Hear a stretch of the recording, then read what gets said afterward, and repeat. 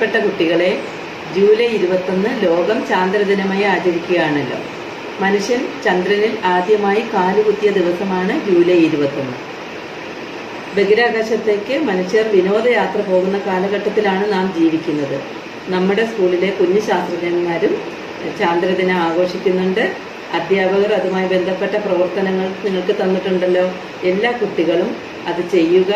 നേരത്തെ ഞാൻ സൂചിപ്പിച്ചതുപോലെ പഠനത്തിന് പുറമെയുള്ള ഇത്തരം പ്രവർത്തനങ്ങൾ നിങ്ങൾക്ക് മാനസിക ഉല്ലാസം നൽകുമെന്ന് ഉറപ്പ്. ശാസ്ത്രം പഠിക്കുന്ന കുട്ടികളെല്ലാവരും കുഞ്ഞു ശാസ്ത്രജ്ഞന്മാരാണ്. നിങ്ങളുടെ ശാസ്ത്ര ചിന്ത പരിപോഷിപ്പിക്കാൻ സയൻസ് ക്ലബ്ബ് നിങ്ങളെ സഹായിക്കും. ചുറ്റുമുള്ള കാര്യങ്ങളൊക്കെ ശ്രദ്ധയോടെ നിരീക്ഷിക്കാനും അവയെ വിശകലനം ചെയ്യാനും പ്രശ്നങ്ങൾ പരിഹരിക്കാനും ചിന്തിക്കാനും ശ്രമിക്കുക. ഗവേഷണാത്മക പ്രവർത്തനങ്ങളിൽ എപ്പോഴും ഏർപ്പെടുക. എന്തൊക്കെ കുറിച്ച് ഗവേഷണം നടത്താം എന്ന് നിങ്ങൾ ചിന്തിച്ച് വിഷമിക്കേണ്ട ആവശ്യമില്ല. നിങ്ങളുടെ ചുറ്റുമുള്ള എല്ലാ കാര്യങ്ങളും, സസ്യങ്ങളുടെ ഇലകളുടെ വിന്യാസ രീതി, ഉറുമ്പുകളെ കുറിച്ച് പഠിക്കാം, ഗണിത സംഖ്യകളെ കുറിച്ച് പഠിക്കാം. ഇതെല്ലാം തന്നെ വിഷയം നിങ്ങളുടെ മുന്നിലുണ്ട്. നിങ്ങളവയെക്കുറിച്ചൊക്കെ ഗവേഷണാത്മക പ്രവർത്തനങ്ങളിൽ ഏർപ്പെടണം. ഈ പുതിയ കണ്ടുപിടുത്തങ്ങളെല്ലാം തന്നെ നിങ്ങൾ നോട്ട് പുസ്തകത്തിൽ കുറിച്ചു വയ്ക്കുക. സയൻസ് ക്ലബ്ബ് മീറ്റിങ്ങുകളിൽ അവതരിപ്പിക്കുക. ഇന്ന് നാം അനുഭവിക്കുന്ന ഭൗതിക സാഹചര്യങ്ങളെല്ലാം തന്നെ ഓരോ ശാസ്ത്രജ്ഞന്മാരുടെ കണ്ടുപിടുത്തങ്ങളുടെ ഫലമാണ്. നിങ്ങളുടേതായ സംഭാവനകളും സമൂഹത്തിന് മുതൽക്കൂട്ടാകട്ടെ. ഈ വർഷത്തെ സയൻസ് ക്ലബ്ബ് പ്രവർത്തനങ്ങളും ഉദ്ഘാടനം ചെയ്തതായി അറിയിക്കുന്നു. നമസ്കാരം. കാവന്നൂർ GHSSലെ ബഹുമാനപ്പെട്ട HM, സയൻസ് ക്ലബ്ബ് കൺവീനർ, മറ്റ് അധ്യാപക സുഹൃത്തുക്കളെ, പ്രിയപ്പെട്ട വിദ്യാർത്ഥിനികളെ, ഇന്ന് ജൂലൈ മാസം 21 ലോകം മുഴുവനും ചാന്ദ്രവിജയ ദിനം ആചരിക്കുകയാണ്. ഈ ഒരവസരത്തിൽ നിങ്ങളുടെ വിദ്യാലയത്തിലും ഈ ഒരു ദിനാചരണം ഭംഗിയായി നടക്കുന്നു എന്ന് അറിഞ്ഞതിൽ വളരെ സന്തോഷമുണ്ട്. നമുക്കറിയാം, ഇതൊരു കോവിഡ് പശ്ചാത്തലമാണ്. അതുകൊണ്ടാണ് ഈ ഒരു പരിപാടി ഓൺലൈനിൽ നടക്കേണ്ടി വന്നിട്ടുള്ളത്. COVID-19 എന്ന ഒരു കുഞ്ഞൻ വൈറസ് ലോകത്തെ മുഴുവൻ വിറപ്പിച്ചുകൊണ്ടിരിക്കുകയാണ്. ഈ കെട്ടകാലം കടന്നു പോകും. പഴയ കാലം നമുക്ക് തിരിച്ചു കിട്ടും. ശാസ്ത്രത്തിന് മുമ്പിൽ COVID-19 കീഴടങ്ങുക തന്നെ ചെയ്യും. അതിനുശേഷം പഴയതുപോലെ സ്കൂളിലൊക്കെ വന്ന് കൂട്ടുകാരൊത്ത് കളിക്കാനും പഠിക്കാനും എല്ലാം അവസരം കിട്ടുമെന്ന് നമുക്ക് പ്രതീക്ഷിക്കാം. നിങ്ങളുടെ വിദ്യാലയത്തിലെ ഈ വർഷത്തെ ചാന്ദ്രവിജയ ദിനാചരണം ഔപചാരികമായി ഉദ്ഘാടനം ചെയ്തതായി അറിയിക്കുന്നു. ചാന്ദ്രവിജയ ദിനവുമായി ബന്ധപ്പെട്ട അല്പം ചില കാര്യങ്ങൾ നമുക്ക് ചർച്ച ചെയ്യാം. ഈ ഒരു ചാന്ദ്രവിജയ ദിനത്തിൽ നമുക്ക് ബഹിരാകാശ യാത്രകളുടെ നാൾവഴികളിലൂടെ ഒന്ന് കണ്ണോടിക്കാം. 1957 ഒക്ടോബർ 4 ബഹിരാകാശ യുഗത്തിന് തുടക്കം കുറിച്ചുകൊണ്ട് സ്പുട്നിക് 1 വിക്ഷേപിച്ചു. അതിനുശേഷം 1957 നവംബർ 3 സ്പുട്നിക് 2 വിക്ഷേപിച്ചപ്പോൾ ആദ്യമായി ബഹിരാകാശത്ത് സഞ്ചരിച്ച ജീവി എന്ന ബഹുമതിയുള്ള ലൈക്ക എന്ന പട്ടി ഉണ്ടായിരുന്നു. ലൈക്ക ബഹിരാകാശത്ത് സഞ്ചരിക്കുന്നതിൻ്റെ വീഡിയോ ദൃശ്യങ്ങൾ നമുക്കൊന്ന് നോക്കാം.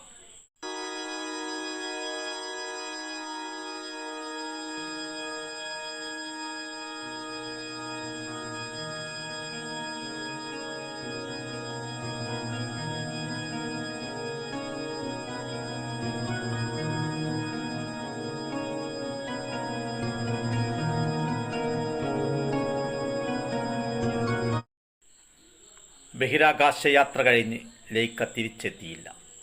തുടർന്ന് സ്റ്റെൽക്ക എന്നും ബെൽക്ക എന്നും പേരുള്ള രണ്ട് പട്ടികൾ ബഹിരാകാശ യാത്ര നടത്തി ഭൂമിയിൽ തിരിച്ചെത്തുകയുണ്ടായി.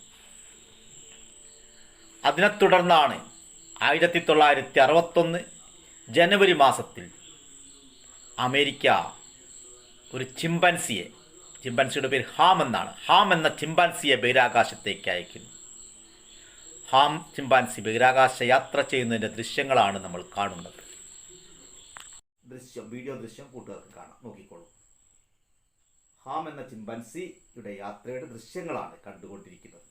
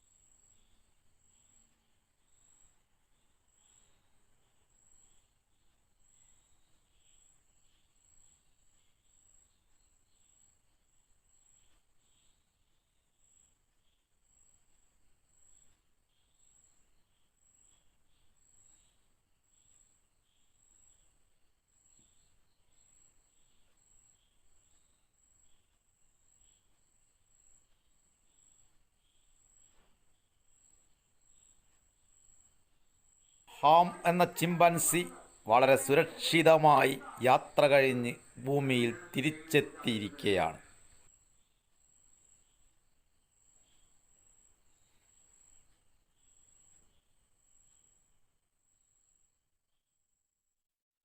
ഇനി മനുഷ്യനും ബഹിരാകാശത്തേക്കുള്ള യാത്ര ആരംഭിക്കുകയാണ്. 1961 ഏപ്രിൽ 12 ആദ്യമായി മനുഷ്യൻ ബഹിരാകാശ യാത്ര നടത്തിയത്. റഷ്യക്കാരനായ യൂറി ഗഗാറിനായിരുന്നു വോസ്റ്റോക്ക് 1 എന്ന പേടകത്തിൽ ഭൂമിയെ ഒരു പ്രാവശ്യം ചുറ്റി സഞ്ചരിച്ച് സുരക്ഷിതമായി തിരിച്ചെത്തിയത്.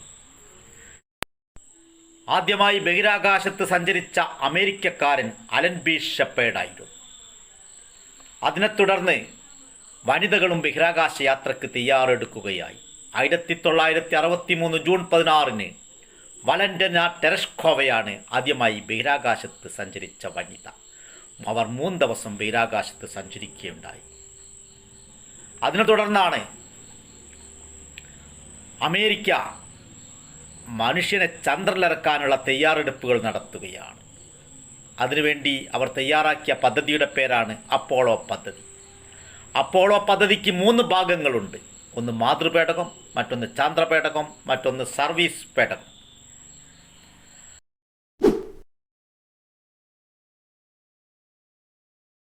Hi everyone, allow me to introduce myself to you. I am Arnanda P from class 8A. I am here to present a PowerPoint presentation on International Moon Day.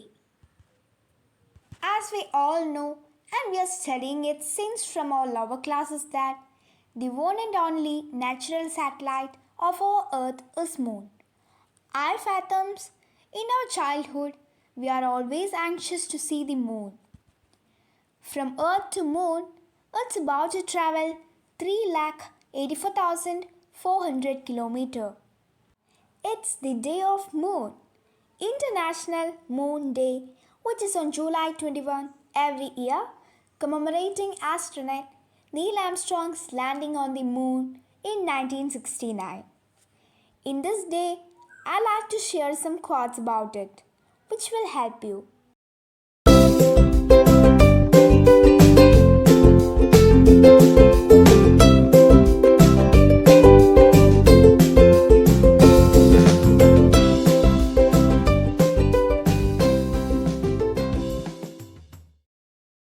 The moon is composed mostly of oxygen, silicon, magnesium, iron, calcium, and aluminum.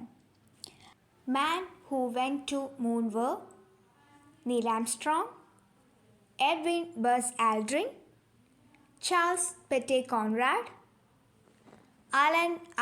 Bean, Alan Shepard, Edgar D. Mitchell, David Scott, James B. Irwin, John Watts Young, Charles M. Duke, Harrison Jack Smith, Eugene E. Cernan.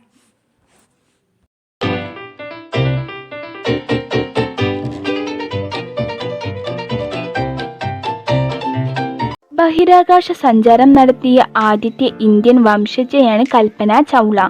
ഇന്ത്യയിൽ ജനിച്ച് American പൗരത്വമെടുത്ത കൽപ്പന 2003 Colombia ബഹിരാകാശ വാഹന ദുരന്തത്തിൽ മരണമടഞ്ഞു. 1997 നാസയുടെ ബഹിരാകാശ യാത്രയിൽ അംഗമായിരുന്നു. നാസയുടെ SPS-87 എന്ന ബഹിരാകാശ ദൗത്യത്തിന്റെ ഭാഗമായിട്ടായിരുന്നു കൽപ്പനയുടെ ആദ്യ ശൂന്യാകാശയാത്ര. കൊളംബിയ ബഹിരാകാശ വാഹനം എന്ന ബഹിരാകാശ വാഹനത്തിൽ 1997 നവംബർ 19 5 സഹഗവേഷകർക്കൊപ്പം അവൾ ചരിത്രത്തിലേക്ക് പറന്നുയർന്നു. ആദ്യ യാത്രയിൽ 375 മണിക്കൂറുകളോളം കൽപ്പന ബഹിരാകാശത്ത് ചിലവഴിച്ചു. 65 ലക്ഷം മൈൽ ദൂരം താണ്ടി. ഇതിനിടയിൽ സൂര്യന്റെ ഉപരിതല താപത്തെ പറ്റിയുള്ള ഗവേഷണങ്ങൾക്കായി നാസ വികസിപ്പിച്ച സ്പാർട്ടിൻ 204 എന്ന കൃത്രിമ ഉപഗ്രഹത്തെ ഭ്രമണപഥത്തിലെത്തിക്കാനും അവർ നിയുക്തയായി. എന്നാൽ ഇവിടെ സംഭവിച്ച പിഴവുകൾ മൂലം ഉപഗ്രഹം ഗതി മാറിപ്പോയിരുന്നു. 2003 ജനുവരി 16 കൽപ്പന 2ാം തവണയും ബഹിരാകാശത്തേക്ക് പറന്നുയർന്നു. 6 പേർക്കൊപ്പമായിരുന്നു കൽപ്പനയുടെ രണ്ടാമത്തെ ബഹിരാകാശ യാത്ര. ബഹിരാകാശത്തിൽ അനുഭവപ്പെടുന്ന ഭാരമില്ലായ്മയെ പറ്റിയുള്ള ഗവേഷണമായിരുന്നു അവരുടെ ദൗത്യം.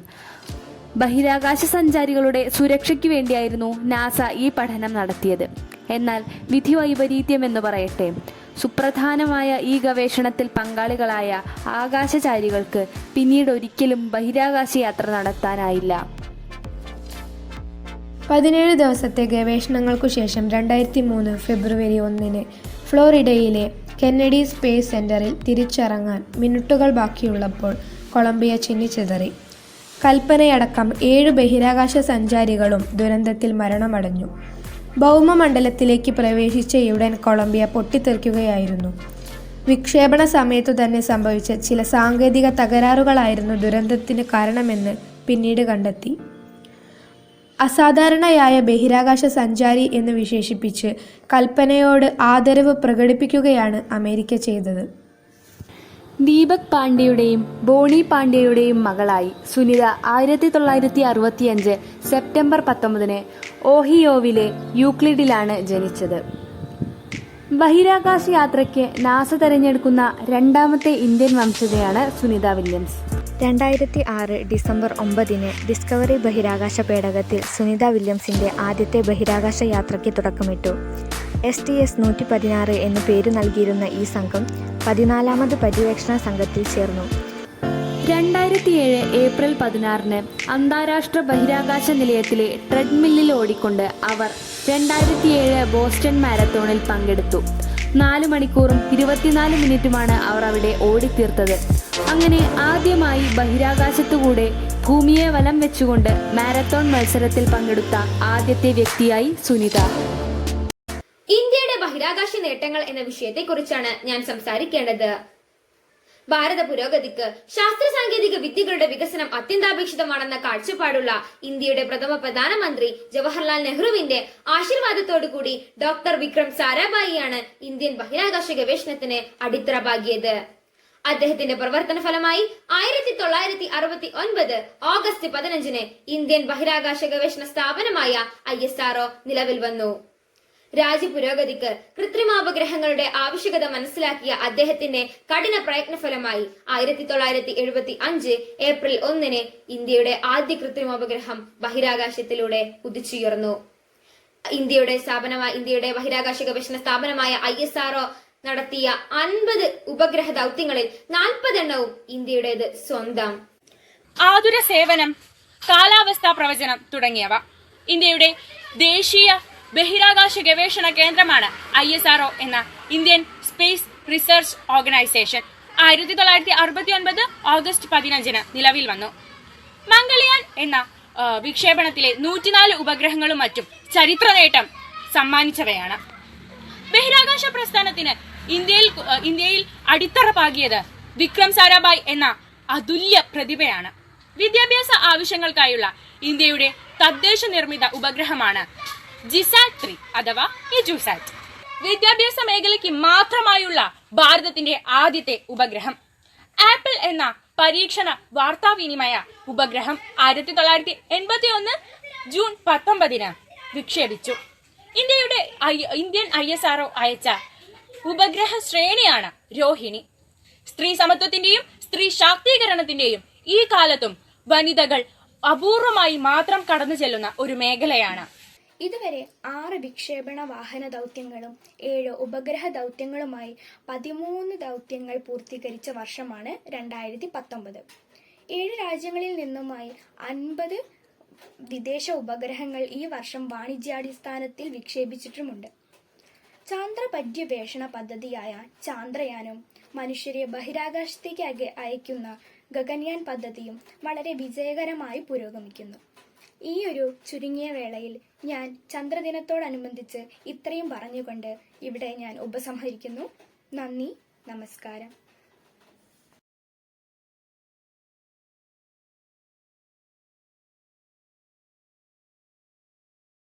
ജൂലൈ 21 ചാന്ദ്രദിനവുമായി ബന്ധപ്പെട്ട് മനുഷ്യന്റെ ബഹിരാകാശ പര്യവേഷണ തൽപരതയും മുന്നേറ്റങ്ങളും പരമ്പരാഗത കലാരൂപമായ ഓട്ടൻതുള്ളൽ ഈരടികളിലൂടെ അവതരിപ്പിക്കുന്നു.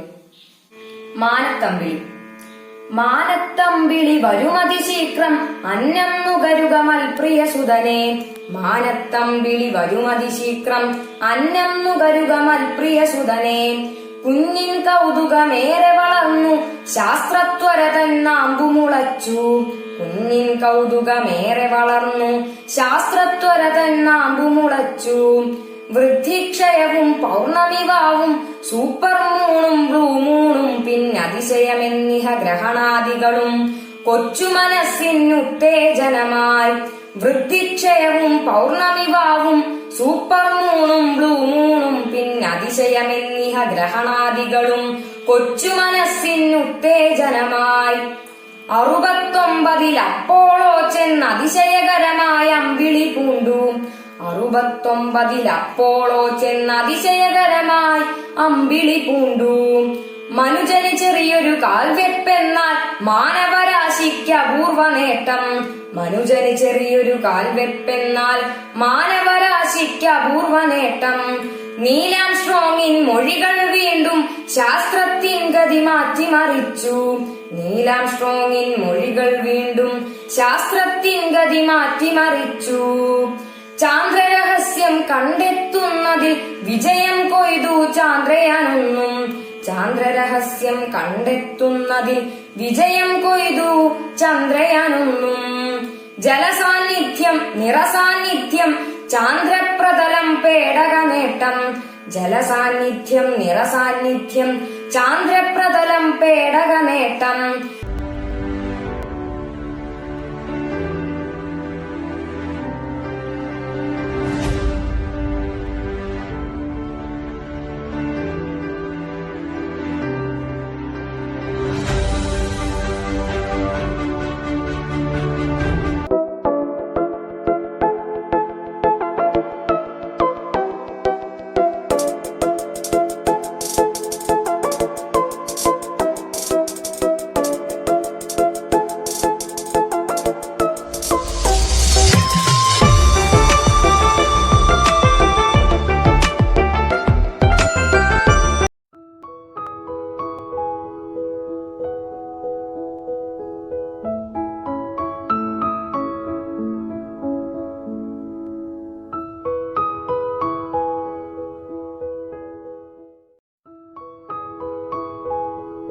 മനുഷ്യൻ ചന്ദ്രനിൽ കാലുകുത്തി ഇന്ന് 52 വർഷം പിന്നിട്ടിരിക്കുന്നു.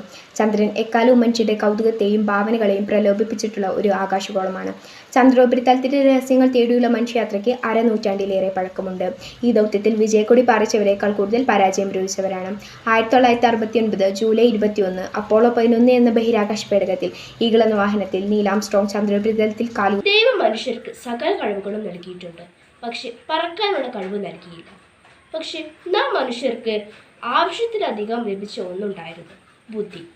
അതുപയോഗിച്ച് നീലാകാശത്തേക്ക് പറക്കാൻ തുടങ്ങി. പതിയെ മനുഷ്യൻ്റെ ചിന്താമണ്ഡലം ചന്ദ്രനിലേക്കായി. അവസാനം അവന് ചന്ദ്രനിൽ കാലുകുത്തുക തന്നെ ചെയ്തു. ചന്ദ്രപര്യവേഷണങ്ങളെല്ലാം ശാസ്ത്ര വിദ്യാർത്ഥികളെ സംബന്ധിച്ചിടത്തോളം വളരെ പ്രധാനപ്പെട്ടതാണ്. It's the day of Moon, International Moon Day, which is celebrated to commemorate the landing of the astronaut Neil Armstrong on Moon in 1969. In this day, I like to share some quotes about Moon to you, which will help you. The Moon is mostly composed of oxygen, silicon, magnesium, iron, calcium, and aluminium. The widely accepted point about the Moon is that it formed about 4.51 billion years ago. As we think it's bright and light in color when we look it from our Earth, but it's not. It's looking shiny because the light of other stars reflect on it. ഇത് ഒരു മനുഷ്യന്റെ ചെറിയ കാൽവെപ്പ്, മാനവരാശിക്കോ ഇതൊരു വലിയ കുതിച്ചുചാട്ടവും എന്ന് ആംസ്ട്രോങ്ങിനാൽ വിശേഷിക്കപ്പെട്ട ഈ ഒരു സംഭവം മനുഷ്യ ചരിത്രത്തിന്റെ ഒരു നാഴികക്കല്ലായി മാറി. ജ്യോതിശാസ്ത്ര പഠനം, ബഹിരാകാശ ഗവേഷണങ്ങളുടെ പ്രാധാന്യം, മനുഷ്യന്റെ ആദ്യ ചന്ദ്രയാത്രയുടെ പ്രസക്തി എന്നിവയെക്കുറിച്ചുള്ള അവബോധം ജനങ്ങൾക്കിടയിലും വിദ്യാർത്ഥികൾക്കിടയിലും സൃഷ്ടിക്കാൻ ഈ ദിനാഘോഷം നമ്മളെ സഹായിക്കും. ഇന്ത്യ ബഹിരാകാശ രംഗത്ത് സ്വയം പര്യാപ്തമായി. ആന്ധ്രാപ്രദേശിലെ ശ്രീഹരിക്കോട്ടയിൽ വെച്ചാണ് സാറ്റലൈറ്റുകൾ വിക്ഷേപിക്കുന്നത്. ലോകത്ത് തന്നെ സർക്കാർ നേതൃത്വം നൽകുന്ന ഏറ്റവും ചെലവ് കുറഞ്ഞ രീതിയിലുള്ള വിക്ഷേപണമാണ് ഇന്ത്യയുടേത്. 2013 ഇന്ത്യ ചൊവ്വയിലേക്ക് മംഗൾയാൻ വിക്ഷേപിച്ചു. 2017 റഷ്യ 37 സാറ്റലൈറ്റുകളുമായി ബഹിരാകാശത്ത് പോയി. എങ്കിൽ നമ്മുടെ ഇന്ത്യ 104 സാറ്റലൈറ്റുകൾ ഉൾപ്പെടുത്തി വിക്ഷേപണം നടത്തി. ഇങ്ങനെയാണ് ഇന്ത്യ തൻ്റേതായ സ്ഥാനം ഉറപ്പിക്കുന്നത്. നാവിക് എന്ന പേരിൽ ഇന്ത്യയുടെ GPS വിക്ഷേപിച്ചത് PSLVയുടെയാണ്. പ്രിയപ്പെട്ടവരെ, അത് ലോക ബഹിരാകാശ രംഗത്തെ അതികായകനായ അമേരിക്ക സ്ഥാപനം നാസയാണെങ്കിൽ തൊട്ടുപിറകിൽ ചൈന എന്ന രാജ്യം ഇന്ത്യയുടെ ഭാവിക ചന്ദ്ര ദൗത്യത്തിനൊപ്പം എത്തിച്ചേരാൻ കാത്തുനിൽക്കുന്നു. ഈ സന്ദർഭത്തിൽ ബഹിരാകാശ ശാസ്ത്ര രംഗത്ത് ഇന്ത്യൻ സംഭാവനകളെ നാം തിരിച്ചറിയണം. ഡോക്ടർ വിക്രം സാരാഭായ് എന്ന അതുല്യ പ്രതിഭയുടെ ദീർഘവീക്ഷണ ഫലമായാണ് 1960കളിൽ ഇന്ത്യ മേഖല ശ്രദ്ധ നേടാൻ തുടങ്ങിയത്. റോക്കറ്റിന്റെ ഭാഗങ്ങൾ പലതും ഭാരവണ്ടികളിലും സൈക്കിളിലും വരെ വെച്ചുകൊണ്ട്. പക്ഷേ മനുഷ്യർക്ക് ആവശ്യത്തിലധികം ഒന്നുണ്ടായിരുന്നു, ബുദ്ധി. അതുപയോഗിച്ച് പതിയെ നീലാകാശത്ത് പറന്നു. അങ്ങനെ പതിയെ മനുഷ്യന്റെ ചിന്താമണ്ഡലം ചന്ദ്രനിലേക്കായി. അങ്ങനെ ചന്ദ്രനിൽ കാലുകുത്തുകയും ചെയ്തു.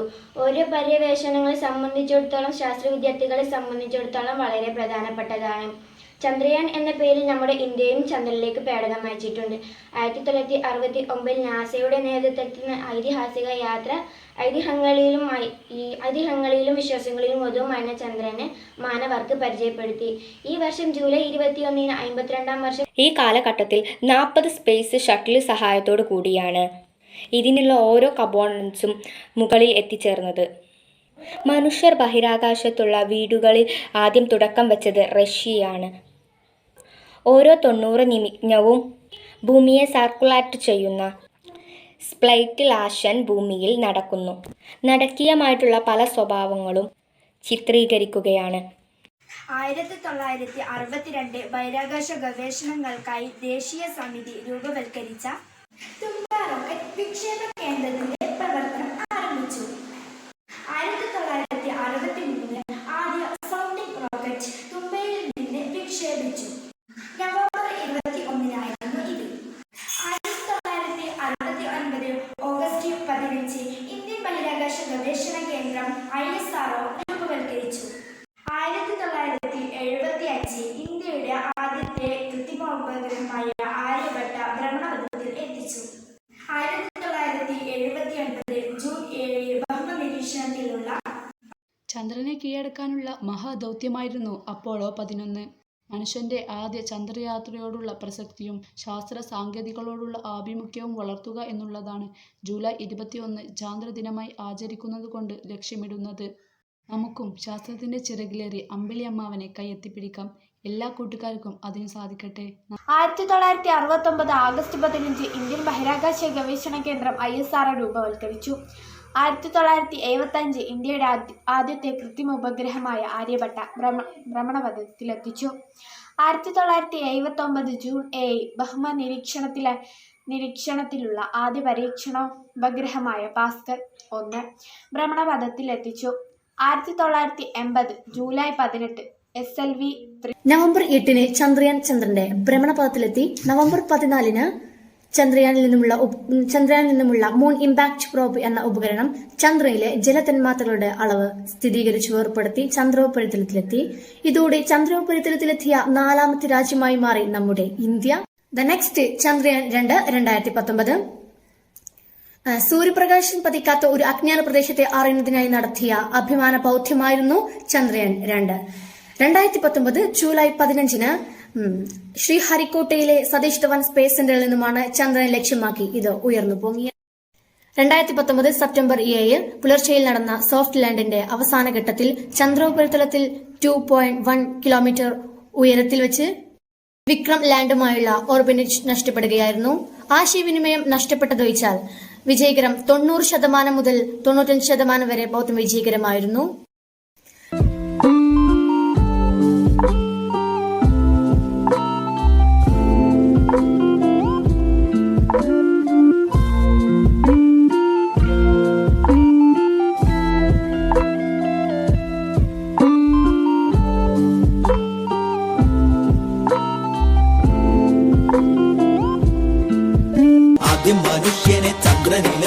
കുതിച്ചതപ്പോളോ 11 ചന്ദ്രദിനം ചന്ദ്രദിനം ജൂലൈ 21 ചന്ദ്രനിൽ ആദ്യമായി കാൽപാദം വെച്ചത് നീൽ ആംസ്ട്രോങ് അല്ലോ. ഇന്ത്യയുടെ ചന്ദ്ര പര്യവേഷണം ചന്ദ്രയാൻ 1 ഇന്ത്യൻ ബഹിരാകാശ പദ്ധതി തൻ കേന്ദ്രം ISRO അല്ലോ.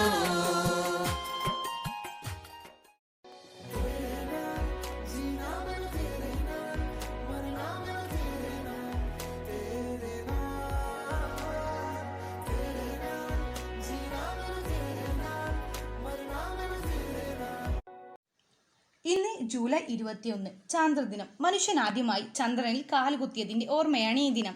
അമേരിക്കക്കാരായ Neil Armstrong, Edwin Aldrins, Michael Collins എന്നീ ബഹിരാകാശ സഞ്ചാരികൾ അപ്പോളോ 11 എന്ന പേടകത്തിൽ ഭൂമിയുടെ ഉപഗ്രഹമായ ചന്ദ്രനിലേക്കും ചരിത്രം കുറിക്കാൻ വേണ്ടി കുതിച്ചിറങ്ങി. ഇത് ഒരു മനുഷ്യന്റെ ചെറിയ കാൽവെപ്പ്, എന്നാൽ മാനവരാശിക്ക് ഇതൊരു വലിയ കുതിച്ചുചാട്ടം തന്നെയായിരുന്നു.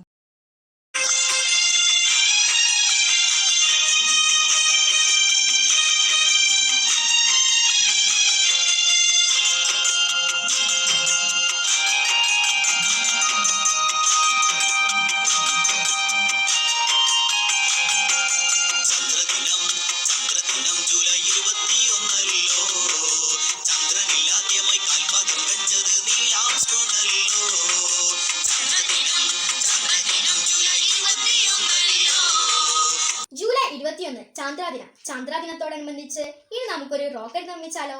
റോക്കറ്റ് നിർമ്മാണത്തിന് ആവശ്യമായത് കുറച്ച് ചാർട്ട് പേപ്പേഴ്സ്, നീളം കൂടിയ ചാർട്ട് പേപ്പറും ഒരു A4 ഷീറ്റിനെ 2ആയി മുറിച്ചതുമാണ് നമുക്ക് വേണ്ടത്. പിന്നെ ഒരു stapler, pencil, brush, fabric paint, കത്രിക, ഗ്ലൂ ഗൺ. ഇനി നമുക്ക് ഇത് എങ്ങനെ ഉണ്ടാക്കാൻ നോക്കാം.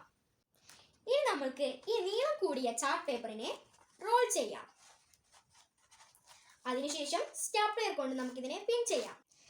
ഞാനിതാ ഈ നീളം കൂടിയ ചാർട്ട് പേപ്പറിനെ 2 അറ്റമായി പിൻ ചെയ്തിട്ടുണ്ട്. ഇതുപോലെ നമുക്ക് ഈ 2 ചാർട്ട് പേപ്പറിനെയും റോൾ ചെയ്യാം. ഞാനിത് റോൾ ചെയ്യുന്നത് കാണിച്ചു തരാം. നമുക്ക് ഇതിനെ ഇങ്ങനെ കോണാകൃതിയിൽ മടക്കാം.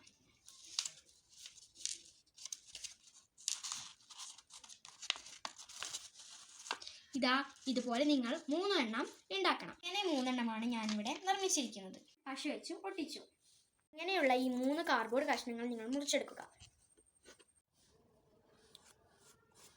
എൻ്റെ ഒരു കൊച്ചു റോക്കറ്റ് ഇവിടെ റെഡി ആയിട്ടുണ്ട്. നിങ്ങൾ എല്ലാവരും ട്രൈ ചെയ്യണേ. ബൈ.